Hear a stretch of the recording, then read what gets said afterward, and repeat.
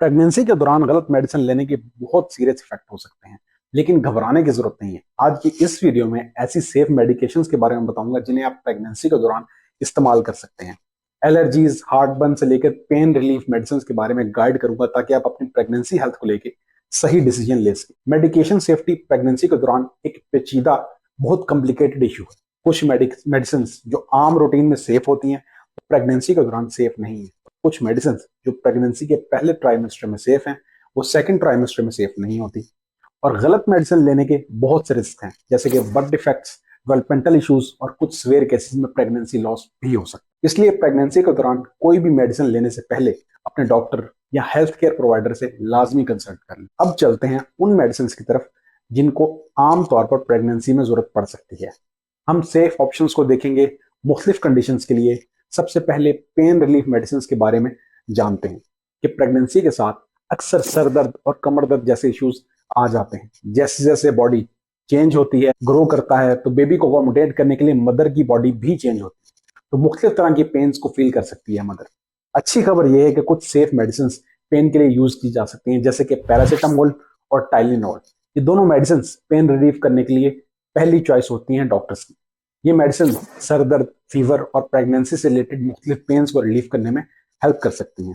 और ना सिर्फ ये, बल्कि इन मेडिसिन को यूज करने से बेबी को नुकसान भी नहीं पहुंचता। जबकि दूसरी तरफ ब्रूफिन और नेप्रोक्सिन जैसी पेन किलर्स को प्रेगनेंसी में रिकमेंड नहीं किया जाता, क्योंकि ये फीटस डेवलपमेंट को नुकसान पहुंचा सकता है। नोजिया और वोमिटिंग प्रेगनेंसी में बहुत कॉमन है। तकरीबन 80% मदर्स इसे एक्सपीरियंस करती हैं।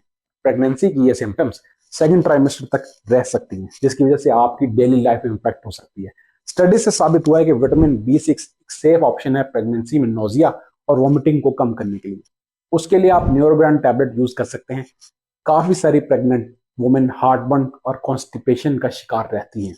हार्ट बर्न के लिए सेफ मेडिसिन में गैविसॉन सिरप इस्तेमाल किया जा सकता है। ये ब्लड में डिसॉल्व नहीं होता और एक बैरियर बना देता है, जिससे एसिड रिफ्लेक्स से बचा जा सकता है, जो कि मेन वजह होती है हार्ट बर्न की। जहां तक बात रही कॉन्स्टिपेशन की, तो इसके लिए सेफ ऑप्शंस में ड्यूफलेक और लाइलेक सिरप यूज किया जा सकता है। याद रखें, कोई भी नई मेडिसिन इस्तेमाल करने से पहले अपने डॉक्टर से लाजमी कंसल्ट करें। प्रेगनेंसी के दौरान आपका इम्यून सिस्टम बहुत चेंजेस से गुजरता है, जिसकी वजह से एलर्जीज के अगेंस्ट आपकी बॉडी का रिस्पॉन्स भी बदल सकता है। कुछ केसेस में एलर्जीज की सिवियरिटी भी ज्यादा हो जाती है प्रेगनेंसी के दौरान। अनफॉर्चुनेटली बहुत सारी कॉमन एलर्जी की मेडिसिन प्रेगनेंसी के दौरान सेफ नहीं होती, लेकिन कुछ ऐसी सेफ मेडिसिन हैं जिन्हें प्रेगनेंसी के दौरान इस्तेमाल के लिए सेफ डिक्लेयर किया गया है, जैसे कि क्लैरिटेन और ज़ायरेटेक। दो सबसे कॉमन ऑप्शंस हैं कॉमन कोल्ड्स और एलर्जीज को ट्रीट करने के लिए। इसके अलावा कुछ और ऑप्शंस में क्लोरोफिरामाइन और हाइड्रोक्सिन फॉर्मुलेशन शामिल है। वो पेशेंट्स जिन्हें नाक बंद होने का इशू हो, उनके लिए स्टीरॉयड बेस्ड नेजल स्प्रे एक सेफ और इफेक्टिव ऑप्शन है। स्प्रेज जैसे कि नेसोनेक्स और नेस्कॉट प्रेगनेंसी के दौरान इस्तेमाल के लिए सेफ है। याद रखें कि हर प्रेगनेंसी यूनिक होती है, हर बॉडी डिफरेंट होती है। जो मेडिसिन एक पेशेंट के लिए काम कर रही है, जरूरी नहीं कि वो दूसरे पेशेंट के लिए भी काम करे। इसलिए जरूरी है कि किसी भी मेडिसिन के इस्तेमाल से पहले अपने गायनेकोलॉजिस्ट, अपने हेल्थ केयर प्रोवाइडर से जरूर डिस्कस करें, जो कि आपकी मेडिकल हिस्ट्री और आपकी बॉडी की नीड को देखते हुए बेहतर डिसीजन ले सकता है। वीडियो अच्छी लगी हो तो लाइक जरूर कीजिए। किसी किस्म का क्वेश्चन हो तो कमेंट में जरूर पूछिए।